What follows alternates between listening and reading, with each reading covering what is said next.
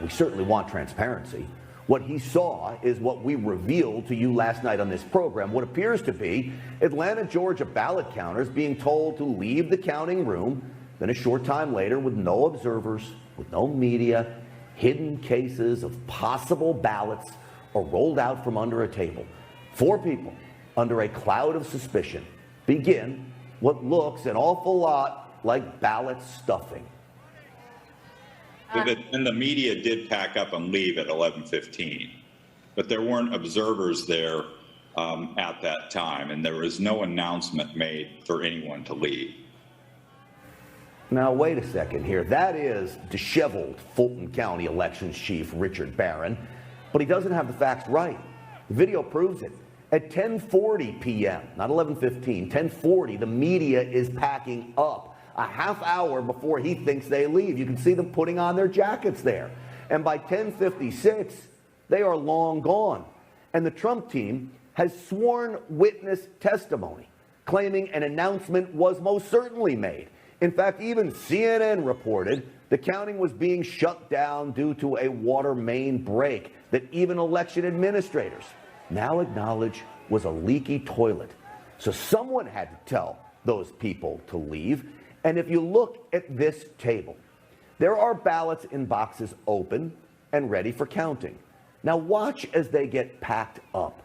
Why would you need to secure them and then ultimately take out the mysterious ballots from under the table to start counting? It just doesn't add up.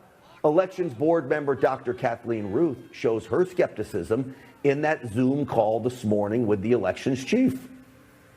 It is interesting that these ballots were under a table versus being in the open.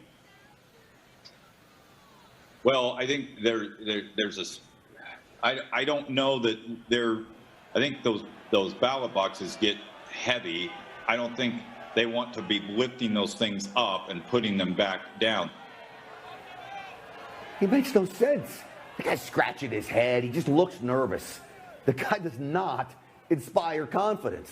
There were already ballots out, but even almost 24 hours since I posted what could be, quote, smoking gun video of election fraud, a video now with 2.5 million views as of right now on my Twitter feed. The head of elections, whose ballot counters are now being accused of ballot stuffing, declares this. I'll have to review. I need to review the video. I have not seen the video. Please do. Please do is right.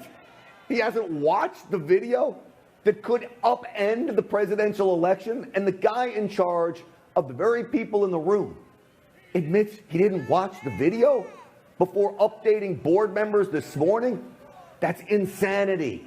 And yet, Fulton County still certified the election. But you know who did watch our video?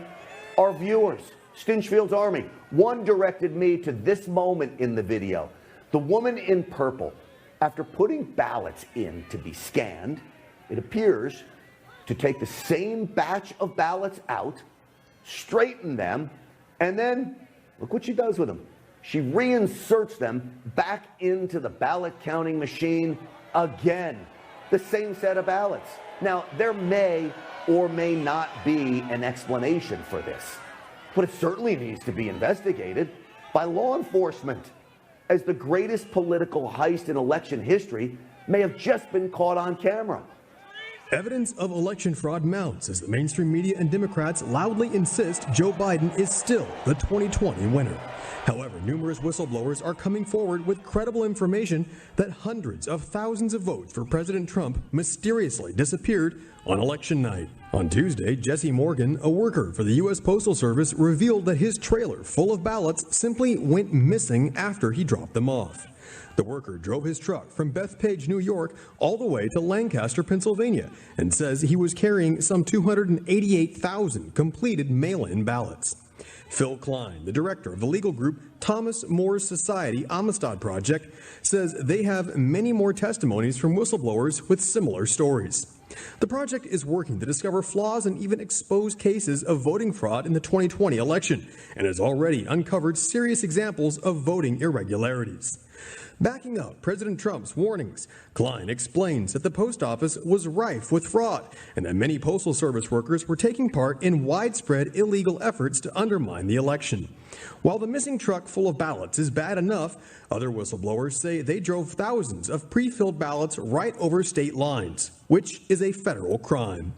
A subcontractor for the post office, Nathan Pease, said that he was told by two separate postal workers that the post office in Wisconsin had collected and backdated over 100,000 ballots on the morning after the election. Unsurprisingly, others also claimed the integrity of Dominion voting machines has been compromised and cannot be trusted.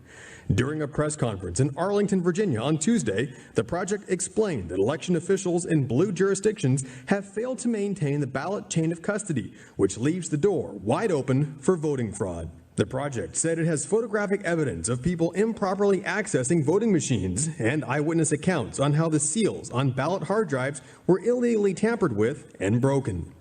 Klein says that in total, there are over 300,000 fraudulent ballots in Arizona, 548,000 in Michigan, 204,000 in Georgia, and 121,000 in Pennsylvania.